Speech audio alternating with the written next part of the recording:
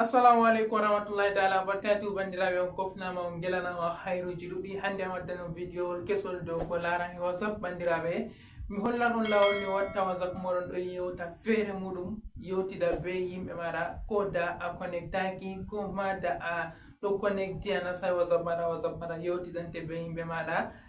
kai bandiraɓe whatsapp ɗo fa inchallah nga huwanan dede no hani nga yewtante be yimɓeji maɗa ko da wonai a ɗo connecti irum masalan goɗɗo aɗanama assalamu aleykum nde hoca whatsapp ma réponda goɗɗo ajum automatique wa aleykum salam wa rahmatullah malla bo an kam irum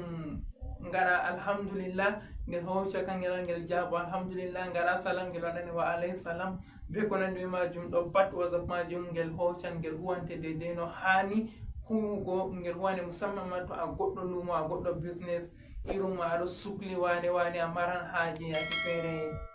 a goɗɗo wolwane hedi whatsapp a heɓay a répondimo irum an kam kujeji ɗo ɗuɗani mani to a répondaymo o hoosan o ɓerna o wayne kamma walanoma a heɓata réponse mako law noy be ko nandi e majum to ta a tokkake lawol ngol mi haɓɓi hollugo ara musamman jotta irum business ko larani shopping ji pat warti hedi whatsapp a wolanan goɗɗo a heɓay réponse mako law ngam larugo oɗo sukli to mi hollan on hedi ɗon ni a waɗata régla whatsapp maɗa yake to goɗɗo waɗanima assalamu aleykum wa rahmatullah ngel hoca ngel waɗa wa aleykum salam wa rahmatullah jaabomo automatique sema o wiya ɗo connecti malla bo to waɗima an kam o windanima ko waɗanma vocal attaque whatsapp maɗa hoca jaaboya gaskiya wakkatire jotta aɗo sukli yake to a suklitake a jabotomo an bo yake ta waɗi a connectake ni a tawan da o windanima whatsapp maɗa répondimo automatique si an bo a hoca a jabomo dede jawabuji ɗi hani a jabomo kadi bandiraɓe ngan larugo fuɗɗam vidéo ɗo be ragare vidéo majum naste nder vidéo ne jaha dara bana ni mi tabbitini whatsapp ɗo fottanan kala goto moɗon fu lawol jemi tindinɗon ngam latago heɓugo vidéo ji en ala ayi halen ko nde ɓe doy to a abonake ha chaine min useni min notore a abono ɓawata a abonake bo a ɓiɗana vidéo ji meɗen like a partage no sobiraɓe maɗa heɓa kamɓe amena fitoro be vidéo ji majum larugo na se enen min be maɗa tampat ɓeɗo miɗo hofno mi ɗayla noon hayruji ɗuɗɗi en potto haragare vidéo majum banani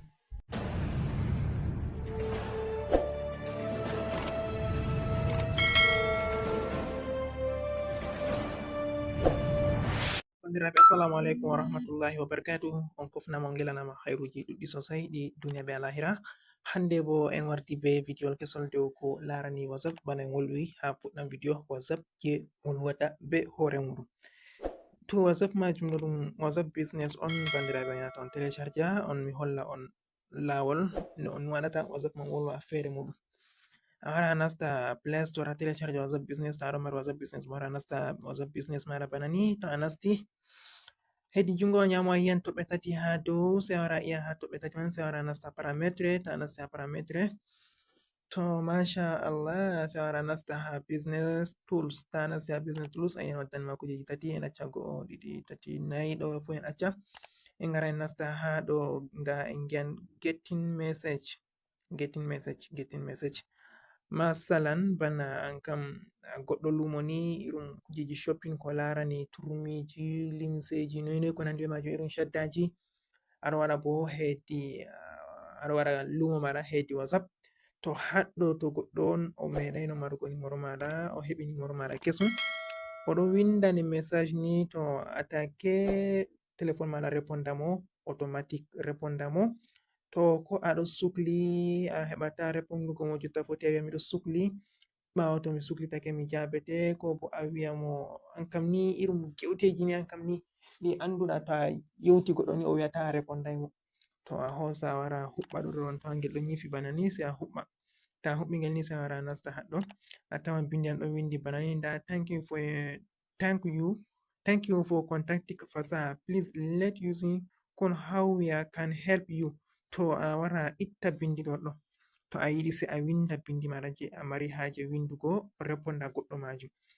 to en marai haje video meɗen ɗo juta a wala min kam mi ɗon holla on tan an on a winda dede ko a mari haje tati wara ok ta i ok sai a wara winda a waɗa hunde ɗo a waɗa saving haɗɗo je dow ɗo a wara waɗa saving ta waɗi saving bana ni sai a wara nasta away message ta wari a nasti message bo sai a wara a winda kanjum ma haɗɗo a wara a winda daidai ko a mari haje ni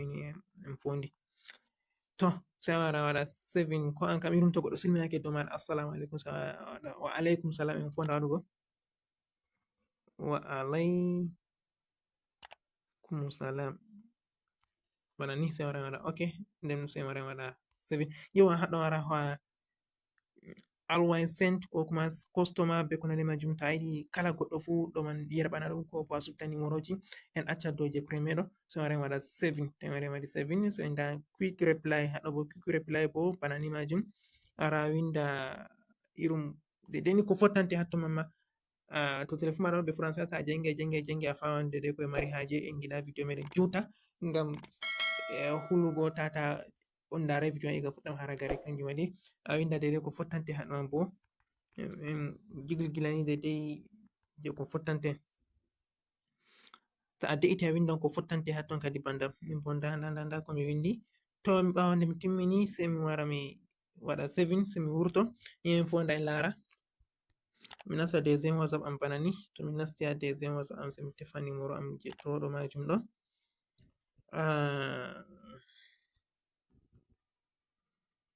ok nda ɗo numero am je toɗo majum han foɗaɗugo assalam mi waɗi bana ni na on iri automatic nda ɓe jabake am je mari wa alaikum salam go to bana ni majum ni be ko nandi majum a waɗata ni an kam hatto majum ɗo to a waɗi assalam ni ɓeɗo reponde wa alaikum salam ko da mi connectake waɗani am assalam ɓeɗo reponde wa alaikum salam na ayi whatsapp am wolwi kadi be horenen muɗum to bandam ɗo on ragare video meɗen je hande tata hejitu abonugo hedi jungo an nyamo a yiyan s abonné a abona ha ton waddante palon tati a ina dow palel arandeyel sai a ina dow je ɓalelo ɗo on hollata abonné video je mi wala je salete ha kala yake pat mi hofni mi yelanake on hayruji ɗuɗɗi dow video ɗo ɗon en gadingol yawi to ɗon ko on famai fu to on ƴamto hedi les commentaire min pamtinon to Allah lamiɗo hoddiri ɓeɗo miɗo wiyan assalamu alaikum warahmatullahi ta'ala wabarakatuh Allah hawtu en ha bar jari majum. Bandiraɓe ɗo on ragare video meɗen whatsapp automatique réponse mana reply kenan to bandiraɓe mi tammini on dari video on e bongol fottani kala goto meɗen fu miɗon hofna on miɗo yelana on hayruji ɗuɗɗi ɓe ɗo miɗo en assalamu alaikum warahmatullah ta abonay to a latake a keso a abonay useni habdo abonu ɓawata abonné bo a partage ano sobiraɓe maɗa a ɓiɗana en like min getti ala ayi halin ɓe ɗo miɗo en assalamu alaikum warahmatullah en fotto ha video meɗen